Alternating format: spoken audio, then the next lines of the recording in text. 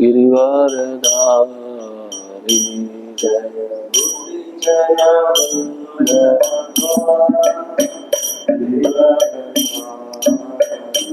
जय गोपीजन वल्लभा गिरिवरधारी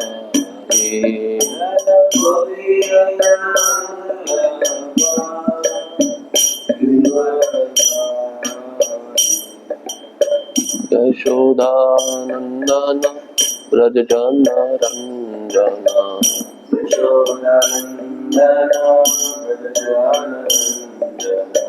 यशोदानंदन व्रजजन रंजन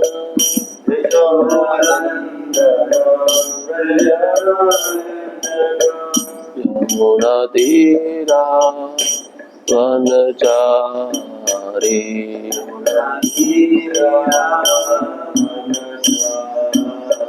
यमुना तीरा वनचारी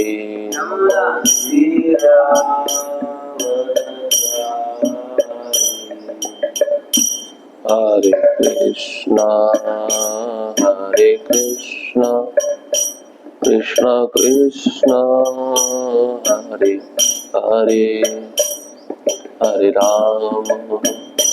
हरे राम राम राम हरे हरे हरे कृष्णा कृष्ण कृष्ण हरे हरे हरे राम राम राम हरे हरे हरे कृष्णा कृष्ण कृष्ण हरे हरे हरे राम राम राम हरे हरे हरे कृष्णा कृष्ण कृष्ण हरे हरे हरे राम हरे हरे जय राधा श्याम सुंदर राधा श्याम सुंदर राधे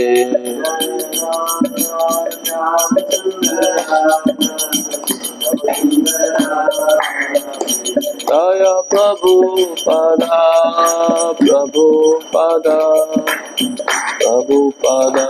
शील प्रभु पदा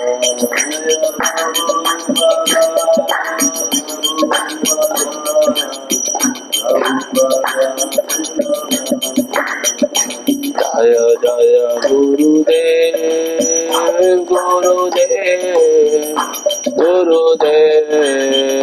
गुरुदेव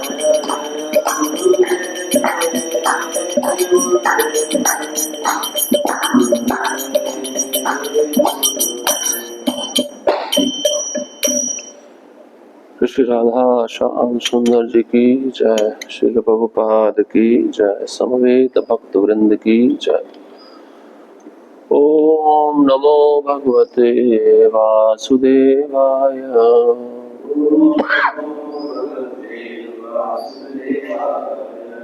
ओम नमो भगवते वासुदेवाय।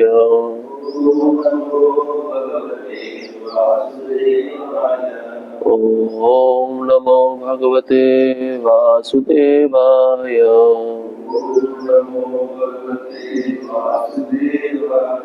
नारायणं नमस्कृत्यं नरं चैव नरोत्तमं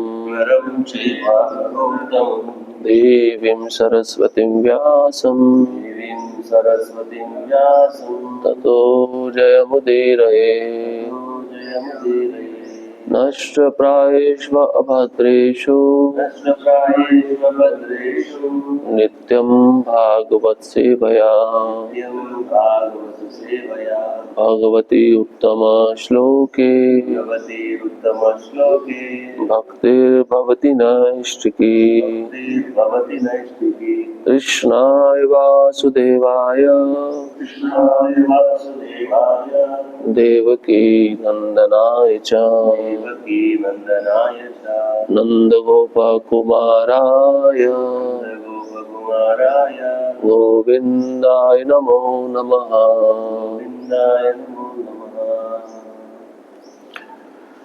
ग्रंथराज श्रीमद् भागवतम पहला स्कंद अध्याय क्रमांक 11 श्लोक क्रमांक 27। स्थितातपत्रव्यजनैरुपस्कृतः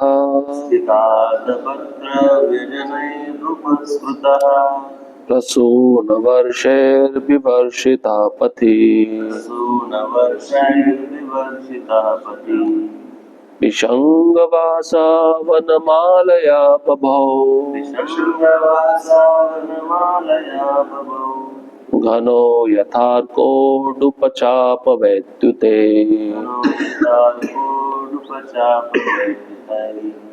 सितातपत्रव्यजनैरुपस्कृतः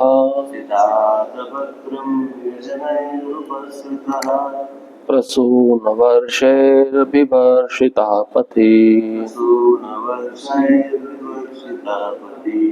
विषङ्गवासा वनमालया बभौ घनो यथार्कोडुपचापवैद्युते सितातपत्रव्यजनैरुपस्कृतः प्रसूनवर्षैरभिवर्षिता पथि विषङ्गवासा वनमालया बभौ घनो यथार्कोडुपचापवैद्युते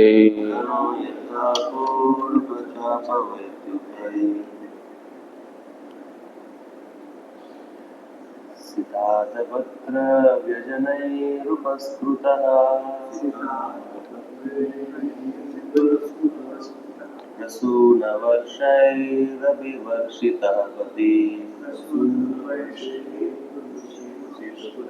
विषङ्गवासा वनमालया बभौ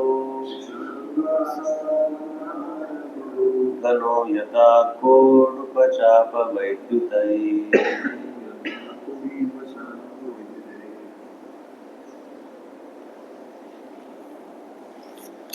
शब्दार्थ सित आतपत्र श्वेत छाता व्यंजने चामर से उपस्कृतः जला जाकर प्रसून फूलों की वर्ष है वर्षा से अभिवर्षितः आच्छादित होकर पथि मार्ग पर विषंगवासः पीतांबर से वनमालया फूलों के हारों से बभौ हो गया घनः बादल यथा जिस प्रकार अर्क सूर्य उडुप चंद्रमा चाप इंद्रधनुष वैद्युते बिजली से। अनुवाद और तात्पर्य हिज डिवाइन ग्रेस इसी भक्ति वेदांत स्वामी शिल प्रभुपाद द्वारा। शिल प्रभुपाद की जय। अनुवाद। जब भगवान द्वारका के राजमार्ग से होकर गुजर रहे थे तब एक श्वेत छत्र तान कर उनके सिर को धूप से बचाया जा रहा था। श्वेत पंखों वाले चंवर अर्धवृत्ताकार में झल रहे थे और मार्ग पर फूलों की वर्षा हो रही थी। पीताम्बर तथा फूलों के हार से वे इस प्रकार प्रतीत हो रहे थे मानो श्याम बादल एक ही साथ सूर्य, चंद्रमा, बिजली तथा इंद्रधनुष से घिर गया हो। तात्पर्य, सूर्य, चंद्रमा, इंद्रधनुष तथा बिजली एक साथ आसमान में कभी प्रकट नहीं होते। सूर्य के रहने पर चांदनी नगण्य बन जाती है और यदि बादल हो तथा इंद्रधनुष उगा हो तो फिर बिजली नहीं चमकती। भगवान के शरीर की कांति वर्षा ऋतु के नवीन बादल जैसी है। उनकी तुलना यहाँ पर बादल से की गई है। उनके सिर के ऊपर तना श्वेत छाता मानो सूर्य है। चवर के हिलने डुलने की तुलना चंद्रमा से की गई है। फूलों की वर्षा की उपमा तारों से और उनके पीताम्बर की तुलना इंद्रधनुष से की गई है। अतएव आकाश की ये सारी गतिविधियां कभी भी एक साथ घटित नहीं हो सकती और तुलना द्वारा संबंधित नहीं की जा सकती। ऐसा सामंजस्य तभी संभव है जब हम भगवान की अचिंत्य शक्ति का चिंतन करें। भगवान सर्वशक्तिमान है और उनकी उपस्थिति में कोई भी असंभव बात उनकी अचिंत्य शक्ति से संभव बनाई जा सकती है। लेकिन द्वारका के मार्गों से उनके गुजरते समय जो स्थिति उत्पन्न हुई वह सुंदर थी और उसकी तुलना प्राकृतिक घटनाओं के वर्णन के अतिरिक्त अन्य किसी वस्तु से नहीं की जा सकती। ओम अज्ञानतिमिरन्धस्य ज्ञानाञ्जनशलाकया चक्षुरुन्मिलितं येन तस्मै श्रीगुरुवे नमः। श्रीचैतन्यमनोभीष्टं स्थापितं येन भूतले स्वयं रूपा कदा मह्यं ददाति स्वपदान्तिकम्। वन्देऽहं श्रीगुरुः श्रीयुतापदकमलं श्रीगुरुन् वैष्णवांश्च श्रीरूपां साग्रजातं सहगणा रघुनाथान्वितं तं सजीवं साद्वैतं सावधूतं परिजनसहितं कृष्णचैतन्यदेवं श्रीराधा कृष्णपादान् सहगणा ललिता श्रीविशाखान्वितांश्च। हे कृष्णा करुणा सिन्धु दीनबन्धो जगत्पते गोपेश गोपिकान्त राधाकान्त नमस्तुते। तप्त कांचन गौरांगी राधे वृंदावनेश्वरी वृषभानुसुते देवी प्रणमामि हरिप्रिये। वाञ्छाकल्पतरुभ्यश्च कृपा सिन्धुभ्येव च पतितानां पावनेभ्यो वैष्णवेभ्यो नमो नमः। नमो महावदन्याय कृष्णप्रेमप्रदायते कृष्णाय कृष्णचैतन्य नामिने गौरत्विषे नमः। नमः ओम विष्णुपादाय कृष्णपृष्ठाय भूतले श्रीमते भक्तिवेदांत स्वामिनिति नामिने। नमस्ते सारस्वते देवे गौरवाणी प्रचारिणे निर्विशेष शून्यवादी पाश्चात्य देशतारिणे। जय श्री कृष्ण चैतन्य प्रभु नित्यानंद श्री अद्वैत गदाधर श्रीवासादि गौर भक्त वृंद। हरे कृष्णा कृष्णा कृष्णा हरे हरे हरे राम राम राम हरे हरे।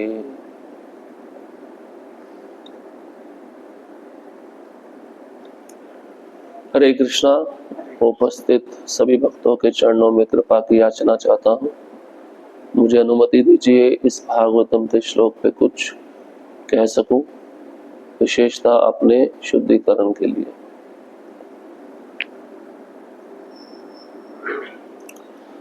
भगवान श्री कृष्ण का द्वारका में प्रवेश। आज के श्लोक में सूत गोस्वामी शौनक आदि ऋषियों को कहते हैं, भगवान जब द्वारका में प्रवेश कर रहे हैं, बहुत सारी उपमाएं दी गई है। जो श्वेत छत्र है उसकी तुलना सूर्य से की गई है।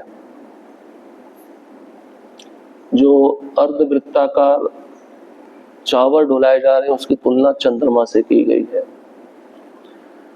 जो पुष्पों की वर्षा है वो तारों से की गई है। जो भगवान का पीताम्बर है उसकी तुलना इंद्रधनुष से की गई है। तो ये सब एक साथ भगवान के साथ प्रकट हो रहे हैं। ये सभी वस्तुएं एक साथ वैसे प्रकृति में प्रकट नहीं होती है। श्रील प्रभुपाद जी लिखते हैं, जब सूर्य रहता है तो उसकी चांदनी नगण्य हो जाती है, और बादल हो, इंद्रधनुष उगा हो तो फिर बिजली नहीं चमकती। और भगवान की तुलना किससे की गई है? श्याम बादल से की गई है। तो यहाँ पर प्रभुपाद जी तात्पर्य में एक वाक्य लिखते हैं, यदि भगवान की इच्छा हो तो उनकी उपस्थिति में कोई भी असंभव बात उनकी अचिंत्य शक्ति से संभव बनाई जा सकती है। मतलब कोई भी असंभव बात होगी, भगवान की अचिंत्य शक्ति है तो वो बात जो असंभव है वो संभव हो सकती है। मनुष्य के लिए चाहे असंभव हो, लेकिन भगवान के लिए कुछ भी असंभव नहीं है ना। जैसे भगवान राम को लंका जाने के लिए सेतु बनाना था, तो उनको कोई पुल की आवश्यकता है क्या? लेकिन मन में एक प्रश्न उठता है, फिर पुल क्यों बनाया? अपनी इच्छा से भगवान जा सकते थे, अपनी इच्छा से रावण को मार सकते थे, लेकिन मनुष्य शरीर में आए हैं तो मनुष्य शरीर में आकर वैसा कार्य भी करना चाहिए ना। अगर मनुष्य शरीर में अद्भुत अलौकिक कार्य करेंगे फिर वो मनुष्य नहीं कहलाएंगे, फिर क्या कहलाएंगे? भगवान कहलाएंगे, है ना। जब समुद्र रास्ता नहीं दे रहा था तो भगवान राम क्या किए थे? क्रोध किए थे ना। क्रोध होने से क्या हुआ था? क्या हुआ था? रामायण पढ़े हैं? रामायण नहीं पढ़े। समुद्र जो पढ़ा है उसी को पता होगा। ये बातें पता होनी चाहिए, है ना। ये बातें नहीं पता फिर कुछ भी नहीं पता। संसार का कोई भी ज्ञान ले लो, लेकिन ये चीज पता नहीं है तो सब जीरो है। और ये ज्ञान लिया है, संसार का ज्ञान नहीं भी लिया हो तब भी अच्छा है। तो समुद्र उबलने लगा, समुद्र में जितने जीव जंतु थे वो भी उनको कष्ट होने लगा। अब भगवान ने अपने क्रोध से समुद्र को उबाल दिया। हमारे परंपरा में एक महान आचार्य हैं, परम पूज्य राधा गोविंद महाराज, वे कहते हैं मनुष्य अपने क्रोध से क्या पानी में, ग्लास में रखे हुए पानी को गर्म कर सकता है? नहीं कर सकता, लेकिन भगवान कर सकते हैं। क्यों कर सकते हैं? कारण अचिंत्य शक्ति, उनके पास अचिंत्य शक्ति है। अचिंत्य का अर्थ क्या है? जो हमारी कल्पना से परे है, इसको हम अपने मन और बुद्धि इंद्रियों से समझ नहीं सकते, है ना। मान लो वही व्यक्ति गरम गरम पानी पी ले तो बाहर निकाल देते ना, उसको गर्मी महसूस होता है। और भगवान कृष्ण क्या किए थे? दावानल पान कर लिए थे। पूरे जंगल में जो आग लगी थी भगवान उसको पी गए थे, लेकिन भगवान का मुंह जला नहीं। उसको कहते हैं अचिंत्य शक्ति। जो अग्नि जंगल को जला के राख कर देती है, उसी अग्नि को भगवान पी गए, उनके लिए कुछ नहीं है। हमारा एक उंगली जरा सा दिवाली के समय पटाखा जलाने जाते हैं, लग जाए तो कितना तकलीफ होता है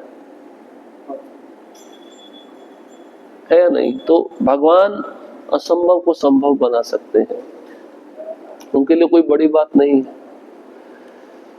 हिरण्यकशिपु, उसको बहुत सारी सिद्धियां प्राप्त थी, बहुत सारी शक्तियां प्राप्त थी, उसने पूरे ब्रह्मांड पे कब्जा कर लिया था एक तरह से।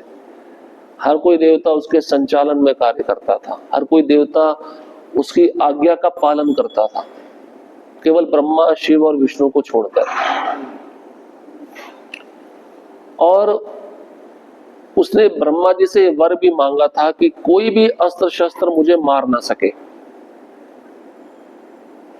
बड़े से बड़ा अस्त्र, बड़े से बड़ा शस्त्र हिरण्यकशिपु को मार नहीं सकता था। यहां तक कि भागवतम में लिखा है, हिरण्यकशिपु के शरीर में इंद्र का वज्र भी घुस नहीं सकता था। इंद्र का वज्र जो पहाड़ों के पंख काट देता है, और इंद्र का वज्र दधीची मुनि की हड्डियों से बना हुआ है, उसमें इतनी शक्ति है। उसको अमोघ कहा गया। अमोघ मतलब जिसका निशाना कभी भी नहीं चूकता। वो इंद्र का वज्र भी हिरण्यकशिपु के शरीर में प्रवेश नहीं पा सकता था। लेकिन भगवान जब नरसिंह के रूप में प्रकट हुए तो उनके जो नाखून थे, नाखून को भगवान ने, नाखून का जो अग्रभाग होता है ना, पिन पॉइंट, उसको खाली टच किया, हिरण्यकशिपु के छाती को, फट गया शरीर। अचिंत्य शक्ति। भगवान को ऐसे जोर नहीं लगाना पड़ा, ऐसे नहीं करना पड़ा। अचिंत्य शक्ति।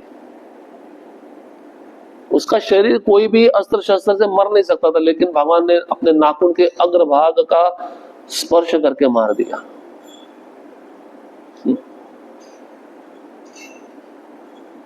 सोचिए, इसको कहते हैं अचिंत्य शक्ति। तो कोई भी संसार में ऐसी अद्भुत वस्तु जो हमें दिखती है, उसका स्रोत क्या है? भगवान है। अब आप मनुष्य का उदाहरण लीजिए। कभी कभार मनुष्य भी ऐसे कारनामे कर देता है जो बड़ी आश्चर्य में डाल देता है व्यक्ति को ना। इतना बड़ा प्लेन बनाया, प्लेन समझते हैं एरोप्लेन, मनुष्य ने बनाया ना। मनुष्य ने नहीं बनाया, उसके अंदर जो आत्मा बैठा है, नगण्य आत्मा, जो बाल का अग्रभाग का 10,000वां अंश है। कभी आप सोच सकते हो, कल्पना कर सकते हो? आत्मा का माप दिया है, बाल का एक टुकड़ा निकालो, उस बाल के कोने को 10,000 टुकड़े करो, उतना एक साइज निकलेगा, उतना आत्मा का माप है।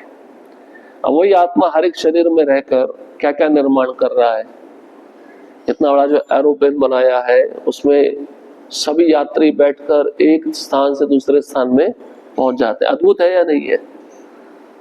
है ना? मनुष्य छोटा सा अद्भुत कार्य करता तो अपने को महान समझने लगता है, लेकिन भगवान कैसा कार्य करते हैं? जितने भी ब्रह्मांड है ना, ब्रह्मांड समझते हैं? जितने भी लोक हैं वो हवा में तैर रहे हैं। कैसे तैर रहे हैं? जैसे रुई का फुआ होता है ना, उसको आप उड़ाओ हवा में, थोड़ा समय उड़ेगा फिर नीचे आ जाएगा। लेकिन ये ब्रह्मांड नीचे नहीं गिरते, हवा में तैरे। पृथ्वी भी हवा में है, कोई सपोर्ट नहीं है, लेकिन साइंटिस्ट लोग कहते हैं ग्रेविटेशनल फोर्स, गुरुत्वाकर्षण। तो ग्रेविटेशनल फोर्स कहां से आ रही है? वो भगवान से आ रही है। तभी सभी ब्रह्मांड अपनी कक्षा में घूम रहे हैं, अपनी कक्षा में स्थित है, कोई भी एक दूसरे टक्कर नहीं कर रहा है ना? भगवान की ये अचिंत्य शक्ति है। इसको समझना बड़ा मुश्किल है, क्योंकि मनुष्य का दिमाग कैसा है? बहुत सूक्ष्म है, बहुत संकुचित है। अपने छोटे से दिमाग में उतनी सारी बातें समझ नहीं सकता है। तो भगवान जब यहाँ से गुजर रहे हैं, द्वारका में प्रवेश कर रहे हैं, तो एक तो उनकी सेवा के लिए सफेद छाता है, धूप से उनको बचाया जा सके। तो सफेद छाता का तुलना सूर्य से किया गया। इसलिए कभी कभार जब वृंदावन में भगवान चलते थे गोचारण लीला के लिए, सूर्य जब अपना प्रकाश देता था तो बादल आके सूर्य को ढक देते थे कि भगवान को कष्ट ना हो। बादल उस समय छाते के जैसा कार्य करते थे। भगवान की सृष्टि में जितनी भी वस्तुएं हैं, उन वस्तुओं को पता है कि हमें किसकी सेवा करनी है, भगवान की सेवा करनी है, लेकिन हमें पता नहीं हमें किसकी सेवा करनी है। माया क्या करती है, मनुष्य की बुद्धि को हर लेती है, और बुद्धि हर जाने पर क्या होता है, व्यक्ति क्या सोचता है कि संसार मेरे भोग के लिए बना है। लेकिन ऐसी वस्तुएं जिनमें चेतना नहीं है, वो भी भगवान की सेवा में लगी होती हैं, भगवान के धाम में। और फिर जो चावर है, हम आरती के समय जैसे चावर भगवान को अर्पण करते हैं, यहाँ पे बताया अर्धवृत्ताकार, जैसे आधा चंद्रमा होता है उसी आकार में भगवान को चावर डुलाया जाता है। अर्ध मतलब आधा, वृत्ताकार मतलब गोल का आधा, सेमी सर्कल। और ये चावर की तुलना चंद्रमा से की गई है। और फिर भगवान जब द्वारका में प्रवेश कर रहे हैं, सभी द्वारकावासी मार्ग में भगवान के ऊपर फूलों की वर्षा कर रहे हैं। तो फूलों की वर्षा तारों से की गई है। और भगवान ने जो पीतांबर पहना है, उस पीतांबर की तुलना इंद्रधनुष, देखते ना इंद्रधनुष, उसको इंग्लिश में कहते हैं रेनबो, 7 रंगों का होता है। जब इंद्रधनुष बना होता है तो आसमान पूरा क्लियर रहता है। तो ये सभी चीजें भगवान के उपस्थिति में प्रकट हो रही है, आश्चर्य की बात नहीं है। प्रभुपाद जी लिखते हैं ये सारी चीजें इस भौतिक प्रकृति में एक साथ प्रकट नहीं होगी, लेकिन भगवान जब रहते हैं तो सब चीजें एक साथ आ जाती है सेवा करने के लिए, ये विशेष है। तो भगवान सर्वशक्तिमान है, कुछ भी कर सकते हैं। जैसे भगवान जब वराह के रूप में प्रकट हुए, एक सुअर का रूप जब उन्होंने धारण किया, सुअर शब्द बोलना ठीक नहीं है, ये संस्कृत शब्द है वराह, बहुत सुंदर शब्द है। तो हिरण्याक्ष ने उस पृथ्वी को रसातल में फेंक दिया था, उस पृथ्वी को निकालने के लिए भगवान ने वैसा रूप लिया। भगवान गर्भ सागर में गए, उनका पूरा शरीर उस सागर में गीला हो गया, भीग गया। भगवान जब पृथ्वी को ऊपर उठाए अपने दांतों पर और उसको उसके स्थान पर नियुक्त कर दिए, तो भगवान ने क्या किया, अपने शरीर को हिलाया। हिलने से क्या हुआ, जो भगवान के शरीर पर दिव्य बूंदें थी जल की, वो अलग अलग लोकों में जाके गिरी, और गिरने पर ऐसा बताया जाता है वहां पर कुशा घास प्रकट हो गई। कुशा घास जो बहुत पवित्र मानी जाती है, जिसका यज्ञ के समय में इस्तेमाल होता है, अनुष्ठानों में इस्तेमाल होता है, वो कुशा घास प्रकट हो गई। और ऊपर के लोकों में जितने ऋषि मुनि रहते थे, सब वेद की स्तुति करने लगे, वेद मंत्रों का उच्चारण करने लगे कि भगवान वराही असली यज्ञ के स्वामी हैं। तो प्रभुपाद जी एक लेक्चर में कहते हैं, अभी आप विचार करिए, आपके पास से सुअर गुजरे नाली के गटर से, और आपके पास में आके अपने शरीर को हिलाए और नाली के गटर का बूंद आप पे गिरे, तो क्या होगा, आपको क्या करना पड़ेगा, क्या स्नान करना पड़ेगा, है ना। लेकिन भगवान वराह ने जब अपने शरीर को हिलाया और दिव्य बूंदे जल की जब गिरी तो सब पवित्र हो गए। मनुष्य पे गिरी तो मनुष्य पवित्र हो गए, ऊपर के लोकों में वो जल की बूंदे गिरी तो सारे लोग पवित्र हो गए, और पृथ्वी पे गिरी तो कुशा घास प्रकट हो गई। तो अचिंत्य शक्ति है या नहीं है, भगवान अपनी अचिंत्य शक्ति से कुछ भी प्रकट कर सकते हैं।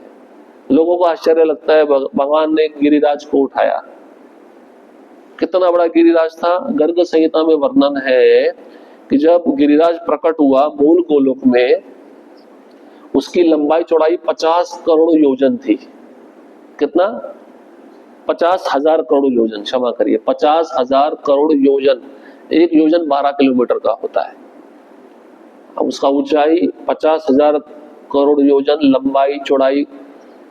अब उस शतशृंग पर्वत को, मूल नाम उसका शतशृंग है, उसको जब भगवान इस भूतल पर प्रकट किए वृंदावन धाम में, तब तो बहुत विशाल था। 5000 वर्ष पुरानी बात। उसी गोवर्धन पर्वत को भगवान ने कैसे उठाया, भागवतम में वर्णन है। जैसे कोई बच्चा एक मशरूम को उखाड़ता है ना, उसके लिए कोई कष्ट नहीं होता है।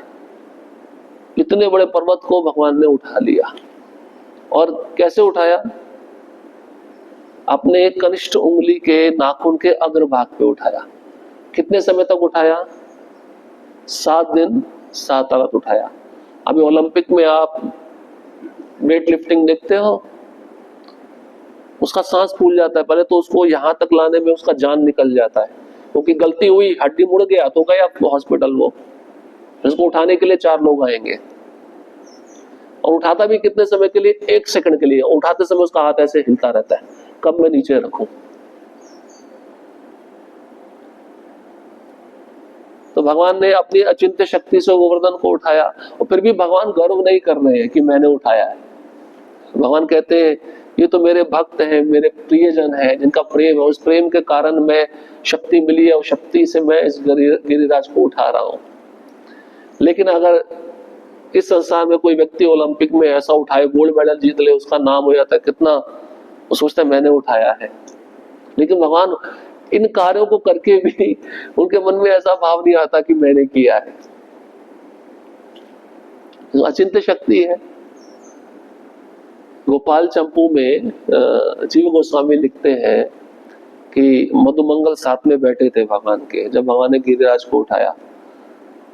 और यशोदा माता को बड़ा दुख लग रहा था कि दिन में 7 बार खिलाती हूँ, अभी खिला नहीं पा रही। तो मधुमंगल सोच रहा था कि भगवान के लिए जो आया वो मुझे मिल जाए। तो भगवान भी बड़े खुश होते हैं, उनके भक्तों को जब मिलता है, उनके भक्तों के चेहरे पे प्रसन्नता देखकर भगवान बड़े खुश होते हैं, भगवान को तृप्ति हो जाती है। तो यशोदा माता बना के लाई थी। तो मधुमंगल पूछता है इसमें से मेरे लिए क्या है? तो यशोदा माता कहती है पहले कृष्ण को तो खाने दो, जो बच जाएगा फिर तुम ले लेना। सबसे पहले तुम आ जाते हो खाने के लिए, क्योंकि ब्राह्मण का पुत्र थे, खाने में ध्यान रहता था, सबसे प्रिय मित्र थे भगवान के, और भगवान को बहुत अच्छा लगता था। यशोदा माता कहती पहले भगवान को तो खाने दो, जब बच जाएगा तब तुम आके खा लेना। फिर मधुमंगल कहता है अगर यशोदा माता को, अगर तुमने इसको ज्यादा खिलाया, उसका ध्यान भटक गया और किसी वस्तु पे इसका मन आ गया, तो गोवर्धन नीचे गिर सकता है, इसलिए इसको ना देकर मुझे दे दो। तो ये जब सुनती यशोदा माता, उसको क्रोध और आ जाता है।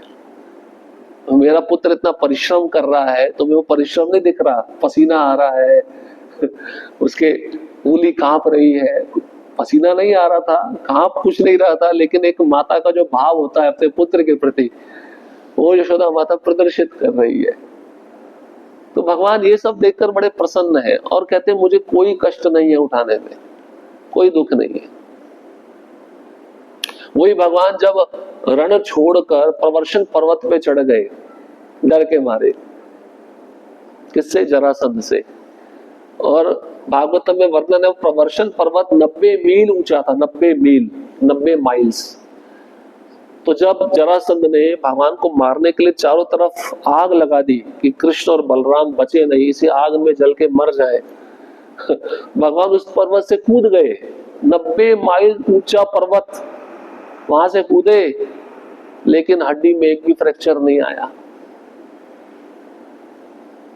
हम अगर 1 माले से भी कूद जाएंगे ना, तो 2 महीना हॉस्पिटल में रहना पड़ेगा।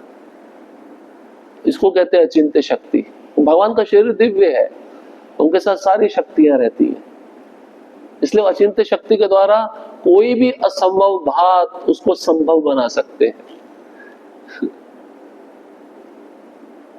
और ये जीव के लिए आश्चर्य है। तभी हमें ऐसा लगता है भगवान ऐसा कर ही नहीं सकते, भगवान है ही नहीं। लेकिन देखिए यहाँ सारी चीजें संभव है। यहाँ पे बताते हैं प्रभुपाद जी कि जब आप भगवान की अचिंत्य शक्ति का चिंतन करेंगे, भगवान सर्वशक्तिमान है और उनकी उपस्थिति में कोई भी असंभव बात उनकी अचिंत्य शक्ति से संभव बनाई जा सकती है। मनुष्य क्या करता है, बड़े बड़े इमारतें बनाता है, बिल्डिंगें बनाता है, उसको क्या लगता है मैंने बनाया है। लेकिन भगवान ने एक ही रात में द्वारका नगरी बना दिया था, एक ही रात्रि में।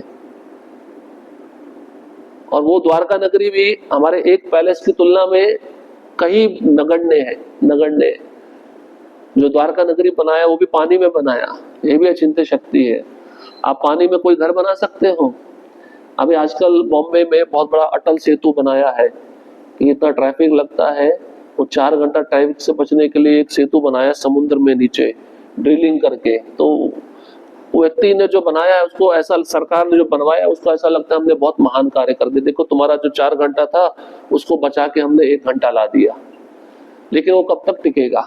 पानी में टिकते टिकते उसको जंग तो लगेगा ही, कभी दरार तो आएगी, कभी तो गिरेगा। लेकिन भगवान के द्वारा बनाई गई जो द्वारका नगरी थी आज भी समुद्र के नीचे है, विद्यमान है। तो मनुष्य के कार्यों में और भगवान के कार्यों में जमीन आसमान का अंतर है। मनुष्य जो भी कार्य करता है वो सोच समझ कर नहीं करता, उसका परिणाम भविष्य में क्या होगा वो समझ नहीं सकता। लेकिन भगवान जो कार्य करते हैं वो सब जानते हुए कर रहे हैं भविष्य में उसका क्या परिणाम होगा। और भगवान को स्वयं वो कुछ कार्य करना ही नहीं पड़ता, उनकी शक्तियां करती है। भगवान के केवल हृदय में जो इच्छा प्रकट होती है, शक्ति जो उसको जानकर वो कार्य कर देती है। इसलिए भगवान की अचिंत्य शक्ति पर विश्वास होना चाहिए। हमें खुद पे विश्वास नहीं होता है, हम अच्छे से पढ़ते हैं, परीक्षा देने जाते हैं, लेकिन खुद पे विश्वास नहीं है कि एग्जाम कैसा आएगा, पास हो पाएंगे नहीं हो पाएंगे, है या नहीं है? अपनी की हुई मेहनत पे विश्वास नहीं है। लेकिन भगवान जो कर रहे हैं हमारे लिए, जो अच्छा सोच रहे हैं, उस पर विश्वास होना चाहिए।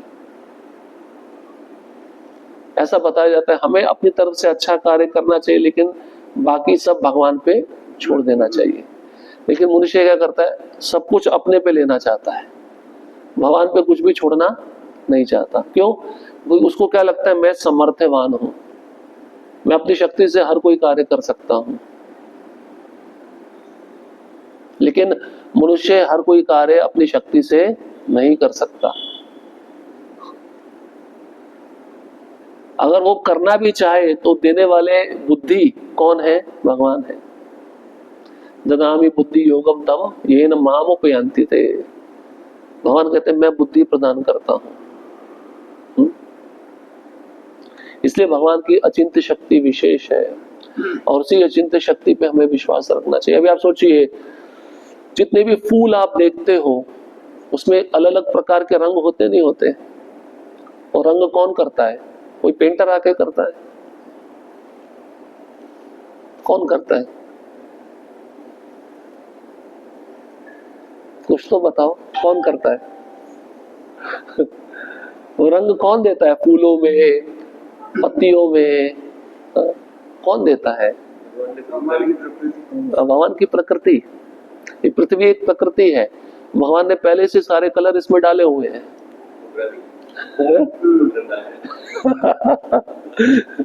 बस वो प्रस्फुटित होता है और प्रकट हो जाता है, हमें देखने में कितना अच्छा लगता है। और ऐसा नहीं है कि आपको एक ही रंग मिलेगा, एक फूल में 3 प्रकार के रंग मिलेंगे। कमल कितने रंग के प्रकार के,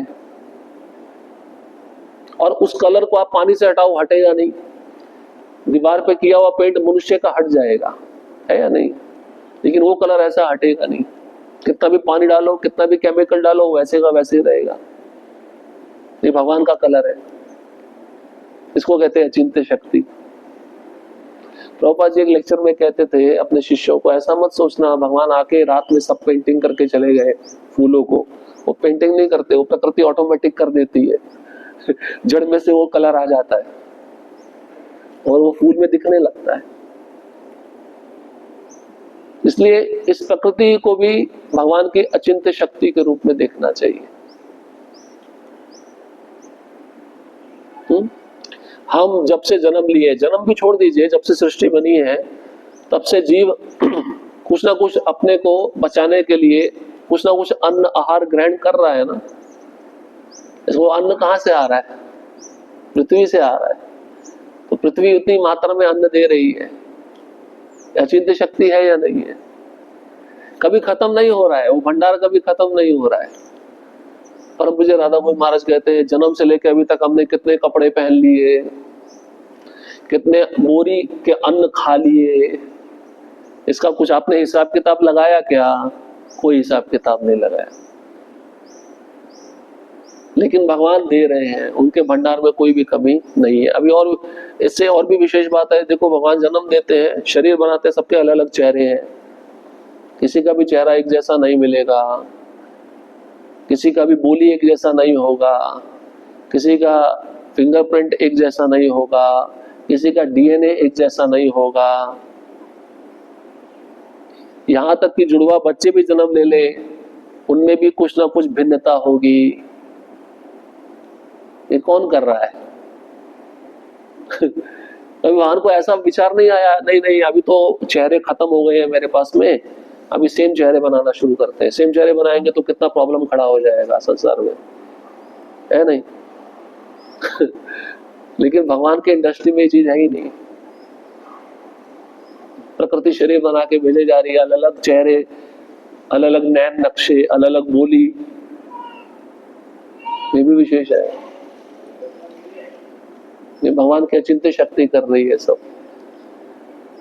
इसलिए इसमें हमें कभी चिंतन करना चाहिए बैठकर। ये जो श्लोक है ना, इसमें जितनी उपमा है, मुझे अभी याद आया, हम जब भक्ति वैभव कर रहे तो परीक्षा में ये आया था उपमा, सब एक साथ बहुत सारी उपमाएं दी हुई है। तो भगवान की शक्ति में पूर्ण विश्वास होना चाहिए, तभी हम भौतिक जीवन में भी सफल हो पाएंगे। ठीक है? हरे कृष्णा कृष्णा कृष्णा हरे हरे, हरे राम राम राम हरे हरे। किसी का कोई प्रश्न?